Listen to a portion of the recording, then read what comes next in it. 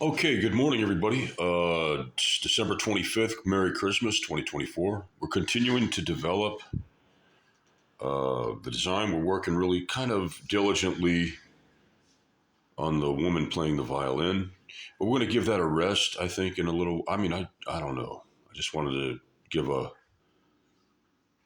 I wanted to, I'm kind of like keeping a chronicle of how the painting develops and also want to just show a little bit of the process so that you see we're working and that there's no altered content and that this is all, before there was ever artificial intelligence, which is kind of like a contradiction in terms, because if it's artificial, it's not really intelligence.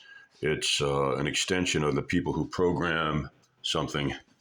And whatever decisions are made as a result of that programming have to do with the virtue of the people or lack of it. Hopefully, the point being that okay, so we're going to just show you the process a little bit. Okay, so that looks really raucous. So what we have to do is now come back and justify that by toning it down and bringing it up, building it up and breaking it down all at the same time. If you can fathom it, it sounds like a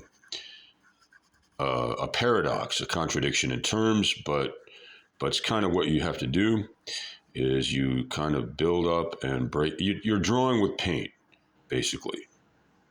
And acrylic is a great way to get to know color and get to know line and shape and form and variance and all that stuff. It's all just words. But if you go into a design class in art school, you're going to have to memorize those words. And they're gonna, it's like value, rhythm of motif. All these words do represent the process. And the process is, let me give you an idea of the process. Let's take something like that. See what happened? So that's the process. Sometimes it works in your favor, and sometimes it feels like it's not working in your favor simply because and I'm missing, oh, here's my red. Simply because